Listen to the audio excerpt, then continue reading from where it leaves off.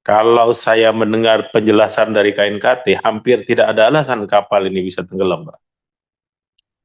Ya, kapalnya baru 2010, baru diadakan ramcek bulan Juni kemarin.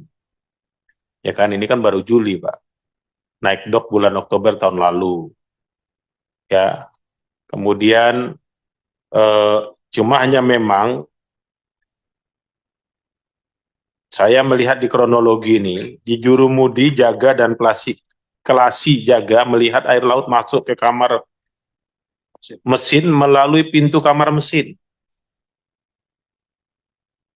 Apakah pintu kamar mesin ini kemungkinan tidak tertutup atau pintu kamar mesin ini bisa diakses oleh air laut, Pak?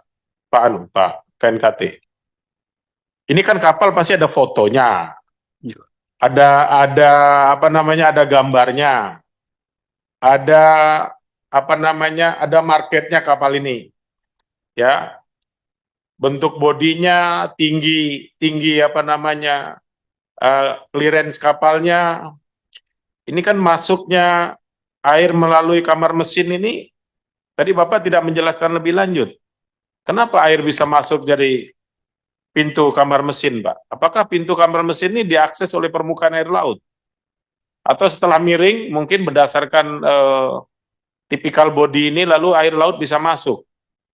Sedikit saja Pak, ini soal yang lain kita tidak akan tanyakan. Karena sumber yang utama yang muncul di sini adalah masuknya masuknya air melalui pintu kamar mesin. Mohon izin Pak Angget. Baik, izin Bapak pimpinan. Iya benar Bapak. Jadi di main deck dari kapal ini Pak ada akses untuk turun ke kamar mesin Bapak. Jadi pada saat itu dalam kondisi terbuka sehingga air masuk melalui pintu itu Bapak. Sehingga menyebabkan kapal miring ke kanan Pertanyaan dan saya sebentar Pak, pertanyaan saya sebentar. Apakah pintu ini, tempat air masuk ini lupa ditutup, atau memang seharusnya terbuka pun tidak apa-apa, atau ada kelalaian menutup pintu ini Pak? Coba betul dijelaskan. Kenapa ini? Bapak tidak menjelaskan lebih lanjut. Bapak hanya bilang pintu ini terbuka tadi. izin Bapak.